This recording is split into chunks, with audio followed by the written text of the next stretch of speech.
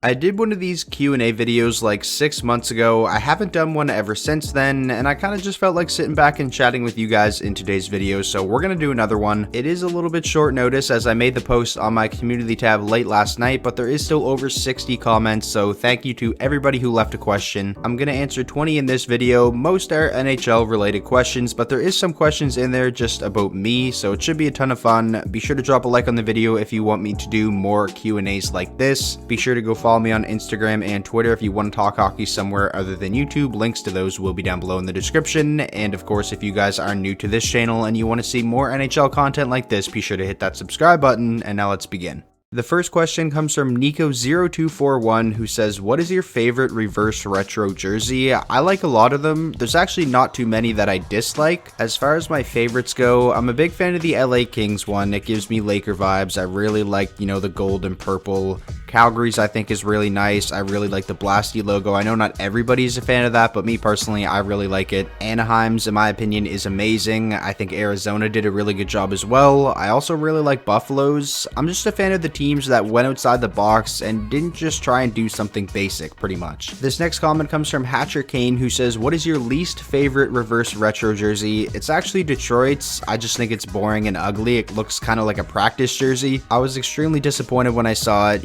Heading into it, I was excited because Detroit's not a team who really gets new jerseys like ever, only when it comes to outdoor games. So I was looking forward to hopefully seeing something different, and well, you guys know what they gave us. They didn't even bother changing the logo or anything. I was sort of hoping they remade the jersey where it just says Detroit and has a bunch of red stripes. I think that would have looked a lot better, but hey, they kind of dropped the ball on this one in my opinion. Next up, we have a question from Nolan P, who says, why did you start your channel and how far did you think you'd get when you started? I actually started out doing like Call of Duty videos and talking about the WWE sometimes. Believe it or not, it was kind of all over the place when it first started. As far as why I started the channel, well, growing up I just always wanted to make YouTube videos. I actually had multiple channels before this one that just never really went anywhere, and when I first started I really didn't have high expectations at all. I could never have imagined it being where it's at today, almost 50,000 subscribers. Just being able to talk about the sport I love on a platform like this is amazing, and it's all thanks to you guys. The next question comes from Eric71. I saw this question multiple times on the post. I see this question multiple times on every video I upload. Am I going to do a face reveal? And the answer to that is probably not anytime soon. My plan was to just do it when I hit 100,000 subscribers, and we're not even at 50,000 yet, so I think it's going to be a while before we get that. Funny enough, my face was actually in a live stream I did back during the 2018 Stanley Cup Finals between Vegas and Washington. I watched the game on stream with some subscribers. I didn't have many subs back then though, so probably none of you watching this video were in that stream. So technically I've already done a face reveal, but it's not a stream that you can go back and watch, so no one's really ever going to see that again. But yeah, at 100,000 subscribers, I'll probably do some type of video with my face in it, whether that happens in a year from now, 2 years from now, or 6 months from now. Moving along now, this next question comes from Drew Ruff, who says, who do you think has had the best and worst offseason so far? What is your favorite holiday? My favorite holiday is Christmas, and as far as best offseason goes, honestly I think it might be Colorado. They basically replaced Nikita Zadorov with Devin Tays, which is a significant upgrade. The addition of Brendan Saad I think is really good. He's a legit top 6 winger, can get you 25 goals. Overall, I think Colorado did get a lot better, and they were already a really good team to begin with, which is a pretty scary thought. So I think they've had an amazing offseason. Also got to throw Vegas' name in there. I mean, just signing Pietrangelo alone, I feel like you have to think of them as one of the winners. I really do like a lot of the things Buffalo has done, but yeah, if I had to pick one team that I think had the best offseason, I'd go Colorado. Now answering the second part of your question, which team had the worst offseason, Arizona has to be in there. They've just been a disaster. The Islanders, I think they've had a pretty bad offseason. They had to trade Devin Tays just because they didn't have enough money to re-sign him. They did get Ryan Pulock under contract, but they walked him straight to unrestricted free agency with it just being a 2-year deal. And now they have what, like under $5 million to re-sign Matthew Barzal. I think it might even be under $4 million. It's going to be tough. I'm sure they'll get it done, but so far I don't think they've had a good offseason at all. The next question comes from Benjamin Polyak. Sorry if I butchered your last name, but they say if you had to pick a captain for the Rangers, who would it be? So obviously the Rangers are one of the NHL teams without a captain at the moment. I definitely think I'd go with Mika Zibanejad. Maybe you can throw Chris Kreider in there as well as a candidate. Just two guys who have been there through the rebuild, are going to be big parts of the team moving forward. Obviously, Kreider signed an extension. Mika Zibanejad, they're not going to let him go anytime soon. So yeah, I'd definitely go with one of those two guys, leaning a lot more towards Zibanejad. Moving along now, this question comes from Emilio Hansen, who says, if you didn't support the Red Wings, who would you support? That's a pretty good question. I think it would be just one of the Canadian teams, since I am Canadian. I'm from Nova Scotia. My dad is a Leafs fan. There's also a good amount of people in the family that are Montreal fans, so it would probably be one of those two teams. Continuing on now, this question comes from Eddie Slavin, who says, do you think the Jets would actually trade Patrik Laine? Do I think they actually would? I do. Do I think it would be a good idea? No. Now, I think if Laine was going to get traded this offseason, it would have happened already. The rumors have really died down. I definitely think it was something that they were considering, and something that may have even been close to happening, just with how much everybody was talking about it and how much legitimacy there was to those rumors. So again, to answer your question, I do think the Jets would trade Patrik Laine. I just don't think it would be a great idea. The next question comes from Alexander Campbell. Do you know how to ice skate? I do. I've played ice hockey throughout my entire life. This season is actually the first season I haven't played since I was like 6 or 7. The reason I'm not playing this year is kind of just because everything that's going on. There's like a second wave of the virus now. I feel like it probably just isn't worth it. There'd be a lot of cancellations and stuff like that, so I just figured it wouldn't really be the best idea to play this year. Once the ponds freeze and stuff like that, though, I'll definitely be playing a lot of pond hockey with my buddies. Maybe that's something you guys would want to see videos on. Moving along now, you guys can see the name on the screen. I'm not going to try to say that name because I know I'm just going to butcher it, but this person says, who do you think is better, Marner or Rantanen? So a couple of players drafted in the 2015 NHL draft. I would probably go with Mitch Marner. I feel like he might be the better overall player and be more capable of like driving a line on his own. Don't get me wrong, Rantanen is a beast, but like if I had to choose between these two players in terms of who I would want to start my franchise with, I think I would give the edge to Mitch Marner. This next question comes from Alec LaRoe, who says, who's your favorite all-time player? You're the GOAT. I appreciate that, man. And my favorite player of all time is definitely Henrik Zetterberg. It sucks he had to retire a couple years earlier than he probably would have due to back problems, but still just an amazing career. In my opinion, he should be a Hall of Famer, and just in terms of his leadership and the way he carried himself on the ice, I think he's one of the greatest captains of all time. So yeah, favorite player of all time, definitely Henrik Zetterberg. Continuing on now, we have another question from Benjamin Polyak. I usually try to keep it one question per person, but I wanted to answer this one. Better future, Sabres or Red Wings? I'm obviously a Red Wings fan, but for this I am going to go with Buffalo. Until Detroit has somebody the caliber of Jack Eichel, I think it has to go to Buffalo. Larkin's good, Mantha's good, Bertuzzi's good, but none of them are close to the level that Eichel's on. You know, I like to think the Red Wings do definitely have a bright future with the likes of Lucas Raymond, Philip Zadina, Moritz Seider, and all those guys, but I do think this one has to go to Buffalo. You got Dylan Cousins, Jack Quinn, Victor Olofsson, of course Eichel, Rasmus Dahlin. Like, they do have a really bright future, but when it comes to the Sabres, they're trying to win games right now. Jack Eichel is getting fed up with all the losing, so maybe if you have another season or two of them not making the playoffs, then my answer to this question could be different if Jack Eichel like requests a trade or something. Next up, we have a question from Joe, who says, do you think that the Penguins have any chance at the Cup, or are they out of the running for the next couple of years? Now, I'm not really the biggest fan of the offseason that the Penguins have had. They signed Cody Ceci. We'll see if he can bounce back with them and be better than he was with the Leafs. They traded away Patrick Hornqvist for Mike Matheson. I don't really think that trade makes the Penguins any better. I do like the addition of Kapanen, albeit they probably overpaid to bring him in. It might hurt them a little bit down the line, but for right now, that's a good pickup. They traded away Matt Murray, which we all kind of knew was going to happen. I really don't know what to expect from the Penguins this upcoming season. I don't know if they got better. I don't know if they got worse. We'll see what happens, but as far as them being out of the running, I don't think so. I think you're always going to be looked at as a potential contender as long as you have guys like Crosby and Malkin on your team. Next question comes from I Don't Give Kachuk, my good buddy Paul. If you're not subscribed to him, you're missing out, so be sure to go check out his channel. He makes great hockey content. Paul says, why'd you pick the Detroit Red Wings to be your favorite hockey team? Well, back when I was like 7 or 8, I think the first game I ever watched was between the Red Wings and the Oilers. At the beginning of that game, I just picked which team I was going to cheer for, and spoiler alert, I decided to go with the Red Wings, and I guess it just stuck ever since. The next question comes from Sakunos, who says, what do you do in real life? School, job, future plans / goals. This is pretty much what I do. I make YouTube videos, and it's what I love to do. My goals are just to continue to grow here on the platform. I want this to be, you know, my full-time job pretty much forever, and maybe it leads to other opportunities in sports media and stuff like that, but it's hard for me to picture myself doing anything else. I just love doing this so much. Continuing on now, this question comes from Brandon Kirby, who says, if you could meet one NHL legend, alive or dead,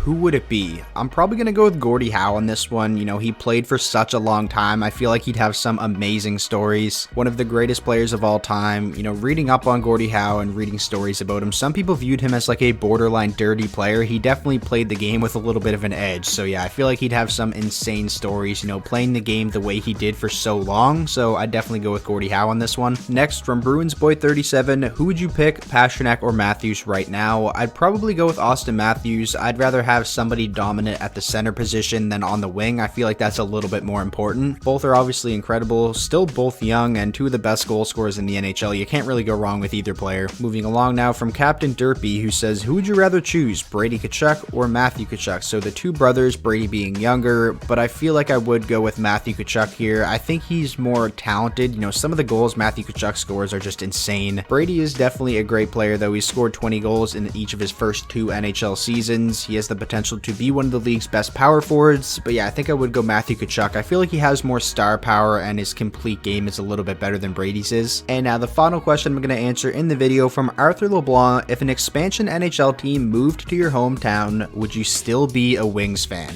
I probably would still be a Wings fan, but it would be pretty insane to have an NHL team here in Halifax. They would 100% take over as my second favorite team immediately. I'd probably go to a lot of games, which would be pretty fun. So yeah, an NHL team here in Halifax would be insane. I would definitely root for them. Like I said, they'd probably be my second favorite team right away, but my number one team I'm sure would still be the Wings. So that is going to do it for this Q&A video. Thank you to everybody who left a question on the post. I'm sorry if your question did not get answered, but if you guys enjoyed this and you want to see more Q&A videos like this, just be sure to leave a like on the video. That's the best way to show me that you enjoyed. Of course, if you are new to the channel and you want to see more NHL content like this, be sure to hit that subscribe button, and I will talk to you all in the next video.